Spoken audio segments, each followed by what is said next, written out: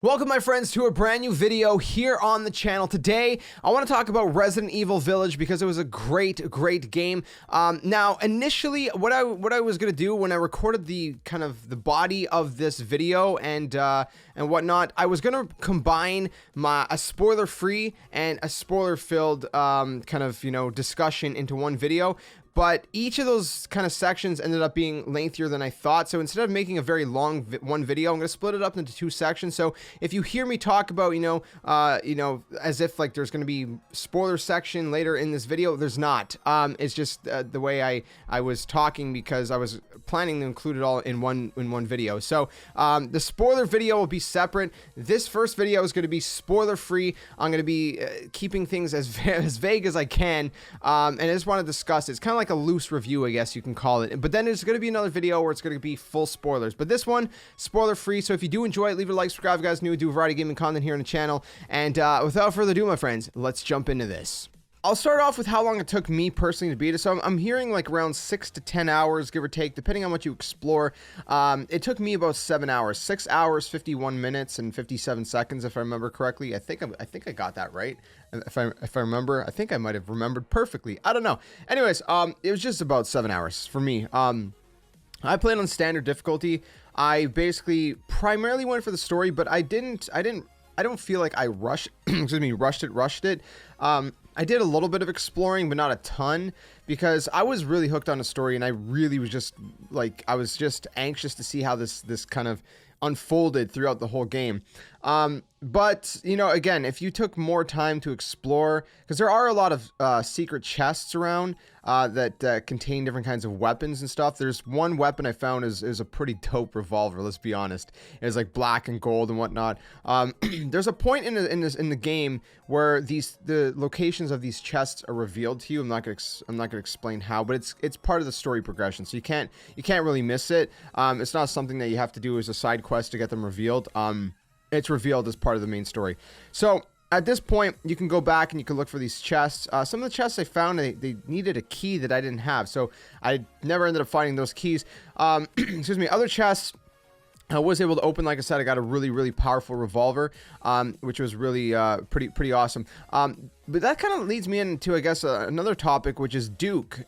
Duke is the merchant that they brought back. Now, I think there's a little bit more to Duke that meets the eye, which we're going to talk about more in the spoiler section, just in case. It's not huge spoilers, but it could be up there. So we'll talk about that a little bit in the spoiler section. But I think there's more than meets the eye with Duke. But point being, he's a merchant and he sells you some stuff. Okay, he sells you some stuff of all kinds of calibers, right? So he sells you ammo. Once in a while he'll have weapon upgrades, and you know, you can expand your storage and different things like that. Like I said, you could buy recipes to learn how to craft new things as you find them as you progress through the game. One of the things I really love about the game is that it gives you an incentive to kill all of these enemies, right? Instead of just running by them. Now, obviously, some enemies you have no choice but to kill, but there's obviously enemies you can run by, and it's optional. But a lot of the times I found myself trying to kill them because they drop resources. It could be gunpowder, it could be chem fluid, it could be money to spend at Duke, right? He's the merchant, like I said. They could drop treasure, which you could sell at Duke's, and that gives you more money. All these different things. And so you have that incentive to kill enemies. And at that point, it gives an interesting dynamic, because then it's like, well, is it worth killing the enemies for potential resources? Or, you know, is it worth keeping my ammo and what I have on me? You know what I mean? Because then at that point, it's like, you got to outweigh it, right? The pros and the cons. Do you waste some of your ammo to kill some of the enemies, all of the enemies? You know, you kind of, you're in that interesting kind of, you know, situation. So yeah, I don't know. I really feel like that added a really cool dynamic to the gameplay and whatnot. And that's the other thing, is make sure you're looking around, because not just from enemies, but there are other places. Like some puzzles will reward you with treasure. Whenever you finish a boss fight, you get some pretty good treasure from their corpse. And all these things you sell at Duke's. There's some items that you'll find two different pieces for. For example, like a doll, you might find the body of a doll, and then somewhere else you'll find the head. And if you combine those items before selling them to Duke, they'll be worth more than if you sell them individually. That said, sometimes you may not have found the second piece, but just to give you an example, I'd found these two pieces for like a wooden goat, and the head and the body. When I combined them together, it gave me a lot more money than I had. And that's the other thing about Duke, right? So he has things that you could buy, like ammo and recipes and all that, like I said, but he also has upgrades that you can upgrade your health, right, and your defense and different things like that. And the way they do that is from meat. So at some point in the game, you'll find animals like chicken, or you'll find fish in like the river or whatever. And if you go and you kill these animals, they'll drop meat, different kinds of meat. There's 3 different kinds.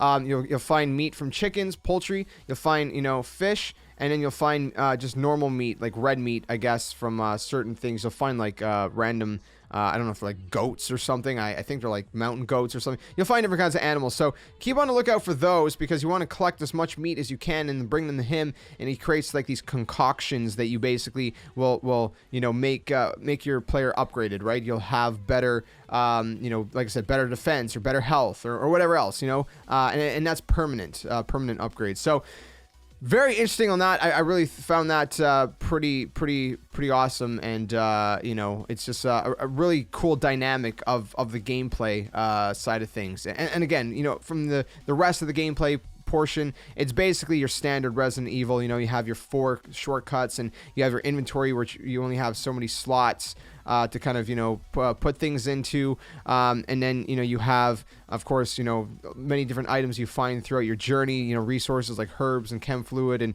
gunpowder and things like that, and obviously keys and whatnot. But they categorize everything nicely, so like things like keys and things that would be considered key items basically that you need, they don't take up your inventory space, which is really, really nice. I love that. The only thing that takes up inventory space is basically like like I said, resources and ammo and weapons and things like that, you know what I mean? And then there's also a treasure section. So like I said, I was talking about treasure. You could find like crystals and different things like that, or other kinds of treasures you might find, like a golden plate or something, those treasures also don't take inventory space. The meat does, though. The meat that you get from like killing fish and stuff, that does take inventory space, but the rest of it doesn't. It has its own section that doesn't take any space, which is really, really nice, and I really liked that they did that. So yeah, that was really nice. Now, the game is split up into sections. If you played like any other Resident Evil, like for example 7, it's split up into sections, right? So we have Lady Dimitrescu, right, which kind of she's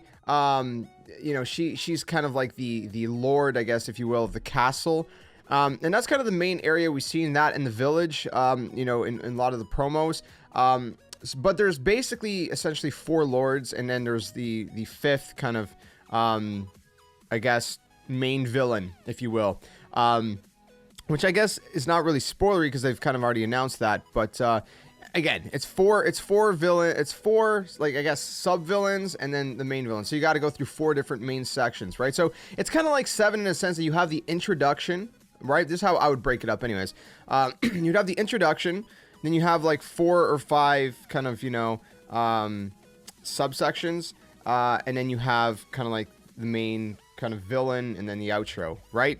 Does that make sense? So introduction, 4 kind of main areas with their own boss, and then the main villain, and then kind of like the outro, which I guess the main villain is part of the outro. I guess that's all kind of together, to be honest. So that's kind of how it's broken up, and I really enjoyed how they kind of sectioned it off. For example, each of these 4 sections I'm talking about, so like for example Lady Dimitrescu, and then there's the other 3, they're called lords, they're about an hour long. If you're just going for the story, they're roughly an hour long. Now you could extend that obviously a lot longer. If you do a lot of exploring, then that can turn into 2 hours. But what I appreciate is the fact that they didn't just stretch it out for the sake of stretching it out. A lot of games do that, in my opinion, and I don't like that. A lot of games just kind of unnecessarily kind of just kind of add filler just to make the game longer, and it's just like, to me, I'd rather a game be like 6, 7, 8 hours and it just be like super rich in content and just satisfactory than just stretch it out. And Resident Evil Village does that for me, I think, because there's enough side stuff where you can stretch out your experience to a longer play time. But at the same time, for the story-based stuff, if you just want to go through story-based stuff, you're spending like roughly an hour in each section. And it feels just long enough, right? Any longer, to me anyways, it feels like it would be kind of like, well, you know, it's kind of dragging, and it's kind of getting, you know, tedious, but it didn't feel like that, because, you know, you'd go to one section and it had a certain vibe, a certain feel, you know, certain environments and whatnot. And then, you know, once you get through that section in an hour, at the end of that hour, you know, you're doing the quote unquote boss fight. And that happens for each of these sections. But then, of course, like I said, you can explore, you know, however you want. You can go back to locations that you've already completed. So, for example, if you completed the castle, you know, and then you're like later on in the game, you can go back to the castle and re-explore it if you want to. So it's kind of a little bit more open in that way in this game, and the environments are gorgeous. It's beautiful visually, it's stunning. The music's on par like always. It's just a really good feel, and a really good kind of, you know, aesthetics and vibe and environment. So for the most part, the plot, okay, I'm gonna keep this spoiler free, and then we're gonna get into the spoiler section. But for this part, spoiler free. The plot, the way it starts, you guys can see in the trailers, okay? So this is, I guess, mild spoilers. If you guys have been avoiding trailers, you might want to avoid this part, but it's not, I wouldn't consider spoilery, because it's part of the promo. But basically, we see that something, you know, Chris Redfield, he shows up in the trailers, okay? I'm talking about trailers right now. He shows up in the trailer, and seemingly kills Mia, Ethan's wife, and you don't know what's really going on, and then apparently he takes Rose, you know, Ethan and Mia's baby, and you're just like, what the heck is going on? Is Chris gone bonkers? Is he gone mad? And this is, I can't get into the spoilery stuff, obviously, but what the game does is it keeps you hooked, right? Because you're like, right off the top, you have a purpose. Number one, you got to go find Rose, right? Your daughter. Number two, you got to figure out what the heck is Chris doing. Right? And of course, answers come as you progress through the game. But one of the things that happens is you end up at this village, right? I'm not going to explain how, because that's spoilery. But you end up at this village, obviously. That's what the game's called. And when you get to this village, you end up finding out tidbits about your daughter. You hear her being spoken of in various ways that I'm not going to spoil. And basically that just fuels you to keep going, you know what I mean? And it just motivates you, and it gives you a purpose, and it gives you it gives you a pretty good motivation, let's be honest. You know, your own daughter being taken, and you don't know why. Well, you kind of do know why. You learn pretty early on what's kind of, or at least a hint of what's going on. But again, that's, I think, a little bit, even though I consider that mild spoilers, I'm gonna keep that for the spoiler section. So that keeps you motivated, and then straight from the beginning to the end of the story, the beats that they hit well, in my opinion. I thought it was a really enjoyable game. I think it was really well done. I'll explain how I tweeted it out, because the way, the way I tweeted it out, I feel like is maybe, you know, a good summary. So I said, what a game. I just finished Resident Evil Village, and it was seriously epic. I really did think it was epic. It hit in ways I can't describe, especially that ending. Again, I can't describe, especially for spoiler's sake, until we get to the spoiler section, then I can describe that. Without spoiling it, I said it sets up whatever comes next in a perfect yet unexpected way. Now, if that doesn't confuse you and intrigue you, I don't know what will. Because it really does. It's the way it ends. I can't say this until the spoiler section, but for the spoiler-free people that are watching, the way it ends is just very unexpected. I'll say that. Well, it was for me anyways. Maybe you're gonna expect it. I don't know. Everyone's different.